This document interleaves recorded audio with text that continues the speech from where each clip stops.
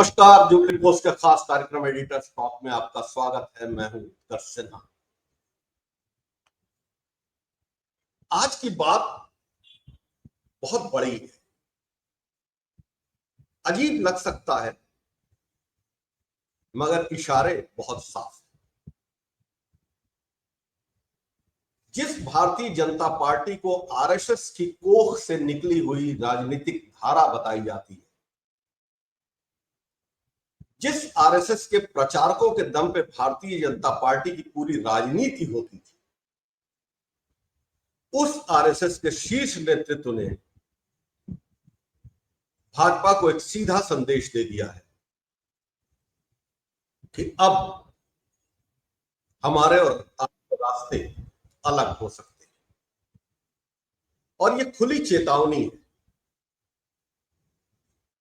अपने गठन के बाद से भारतीय जनता पार्टी हो या उसके पहले जनसंघ का दौर, बहुत सीधी व्यवस्थाएं थी। संघ का नियंत्रण भारतीय जनता पार्टी पर रहा। संघ की विचारधारा भारतीय जनता पार्टी को दिशा दिखाती रही। संघ के भारतीय जनता पार्टी के लिए वोट मांगते रहे। मगर अब यह रिश्ता खतरे में पड़ गया। पूरी कहानी बताऊंगा, आखिर तक देखिएगा तो बहुत सारे वो वजहें जो इस नौबत तक ला चुका है संघ और भारतीय जनता पार्टी के आपसी रिश्तों, उस पर आपको कई जानकारियां मिलेंगी। ताजा तनाव तो यह है कि नरेंद्र मोदी और अमित शाह के दौर की भारतीय जनता पार्टी ने संघ की बातों को सुनना बंद कर दिया है। और खास तौर पर जब पार्टी अध्यक्ष के चुनाव का मामला हो तो तलवारें बिल्कुल साफ खींची हुई है। अपने गठन के बाद ये इतिहास बन गया है कि भारतीय जनता पार्टी जो एक अनुशासित पार्टी के तौर पर खुद को सामने लाती है, उसके राष्ट्रीय अधिवेशन अपने नियत समय से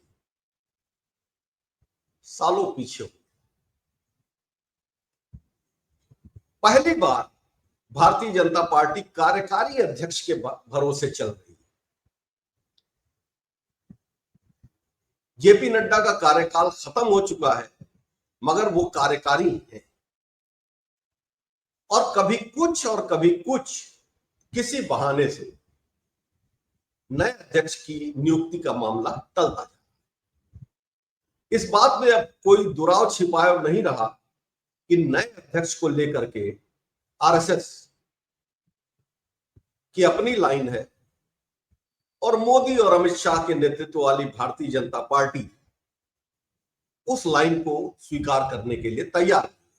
यानी मोदी शाह की जोड़ी उस नाम को मानने को तैयार नहीं है जो संघ देने वाला है।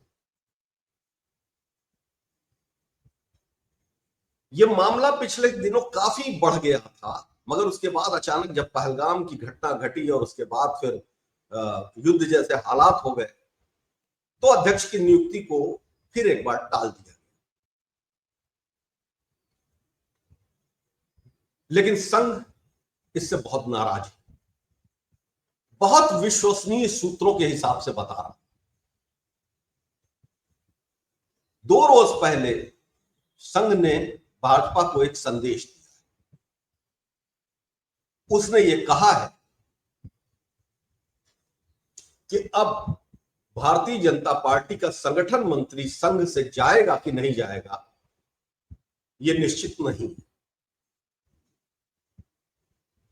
आपको यह बात बता दें कि भारतीय जनता पार्टी में संगठन मंत्री का जो पद होता है बहुत महत्वपूर्ण होता है और ऐतिहासिक रूप से या व्यवस्थागत रूप से यह पद संघ के किसी प्रचारक को मिलता है जो संघ भेजता है भारतीय जनता पार्टी में। राज्यों के भी संगठन मंत्री इसी तरह से आते हैं, यानी संगठन मंत्री शुद्ध रूप से आरएसएस का प्रचारक होता है और संगठन मंत्री का नियंत्रण भारतीय जनता पार्टी की अंदरूनी राजनीति में बहुत मजबूत माना जाता है। भारतीय जनता पार्टी का जो राष्ट्रीय अध्यक्ष होता है उसमें भी संघ की मर्जी होती है, इसमें भी कोई दो राय नहीं। मगर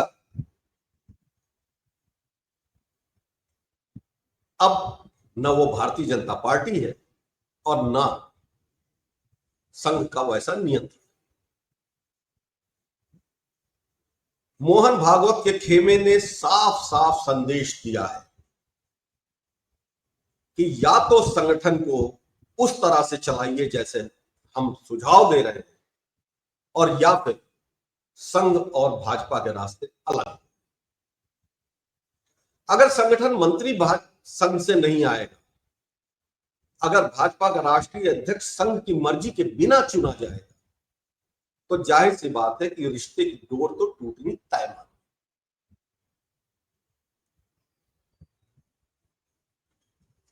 असल में नरेंद्र मोदी और अमित शाह की जो वर्चस्व जिस तरह से भाजपा में बना है, उसमें भाजपा के पुराने नेता या तो हाशिए पर चले गए हैं या कृपा पात्र हो गए हैं, और संघ से भी जो लोग भाजपा में आए उनमें जो भाजपा के रंग में रंग है वो तो रुक गए, और जो भाजपा के रंग में नहीं रंग पाए उनकी स्थिति बहुत अच्छी नहीं है। जेपी नड्डा का एक बयान याद करिए जो लोकसभा चुनाव के कुछ पहले दिया गया था, और जिसमें उन्होंने कहा था कि अब हमको संघ की जरूरत नहीं है, और ये बात संघ को चुभ गई। चुनाव के नतीजे आए तो संघ को लगा कि शायद अब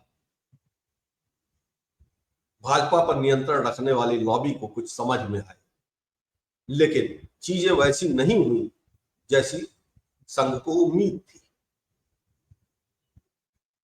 दूसरी तरफ संघ के जो पुराने लोग हैं, जो पुराने विचारक हैं, उनकी एक दूसरी चिंता है। ये चर्चा अब आम हो गई है कि संघ के जो प्रचारक हैं उनके अंदर सत्ता के दुर्गुण आने लगे। एक समय में सादा भोजन करने वाले, सामान्य घरों में जाके विश्राम करने वाले संघ के प्रचारक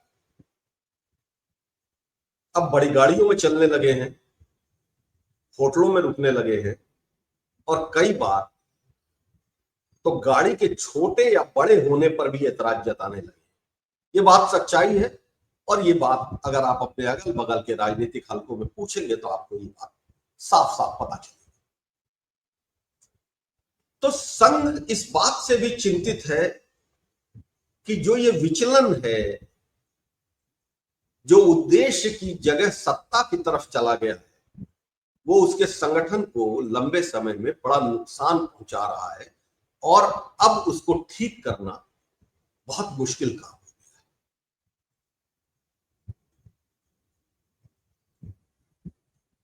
दूसरी तरफ संघ चाहता है कि भारतीय जनता पार्टी के अध्यक्ष पद पर अब वो आए जो संघ के हिसाब से बीजेपी को फिर से कसे, लेकिन नरेंद्र मोदी और अमित शाह की राजनीतिक शैली ने इस बात की संभावनाएं बिल्कुल खत्म कर दी। संघ की तरफ से कई बार नाम आते हैं, कभी संजय जोशी का नाम आता है, कभी किसी और का नाम आता है, मगर याद रखिए ये सारे वो नाम होते हैं जो नरेंद्र मोदी के विरोधी।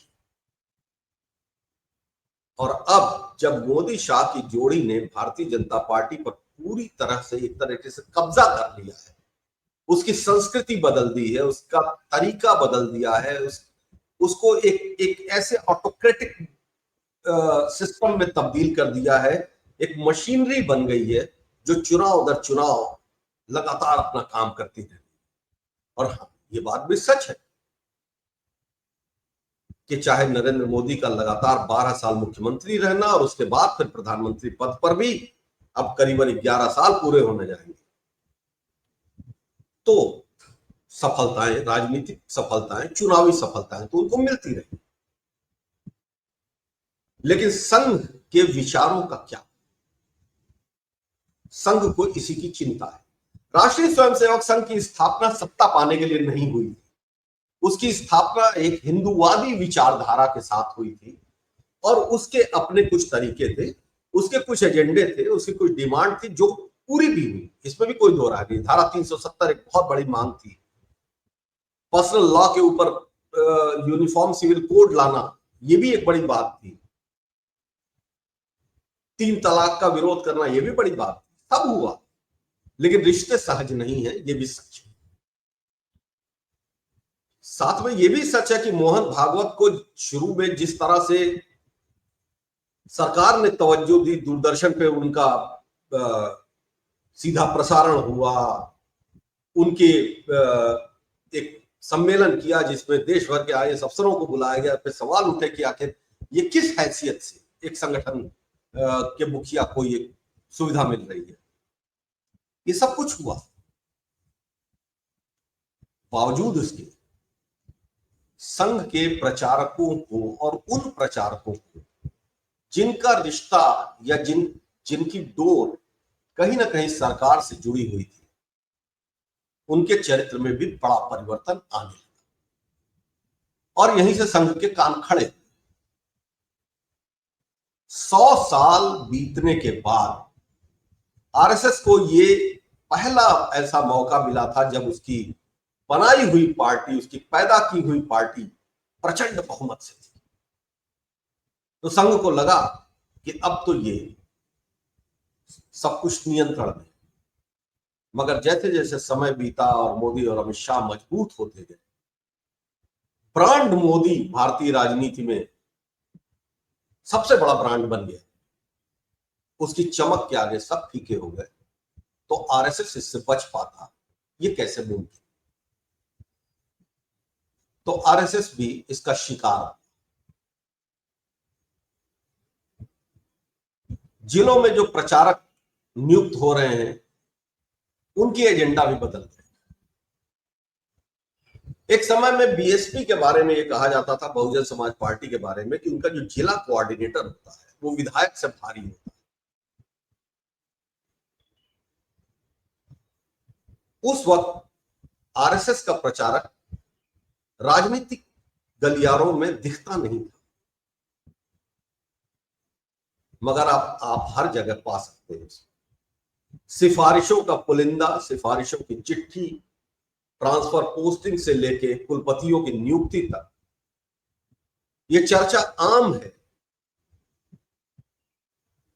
कि संघ के प्रचारकों का इसमें दखल है, और दखल है उससे ज्यादा है कि किस तरह से। संघ इससे चिंतित है और अब संघ ने सीधा संदेश यह दे दिया है कि या तो जल्दी से जल्दी आप अध्यक्ष पद पर नियुक्ति कर लीजिए। उसके पीछे छुपा संदेश है कि अध्यक्ष पद पर नियुक्ति हमारी सहमति से कर लीजिए, और नहीं तो धमकी ये है कि संगठन मंत्रियों की नियुक्ति अब संघ नहीं करे। अब भारतीय जनता पार्टी का वर्तमान निजाम किस तरह से इस मसले को हल करता है, ये तो वक्त की बात है, लेकिन संघ के तेवर और संघ का दबाव बहुत ज्यादा बढ़ चुका है। भाजपा के चाणक्य माने जाने वाले अमित शाह संघ की गुड बुक में नहीं है, ये भी बहुत खुली बात है। तो क्या अब ये टकराव उस फैसलाकुन मोड़ पर आ चुका है जहां से आरएसएस या तो भारतीय जनता पार्टी पर अपना नियंत्रण फिर कायम कर लेगी, और या फिर आरएसएस और बीजेपी के रास्ते फिलहाल अलग हो जाएंगे। आज के लिए बस इतना ही, फिर मिलेंगे एक नए विषय के साथ। नमस्कार, धन्यवाद।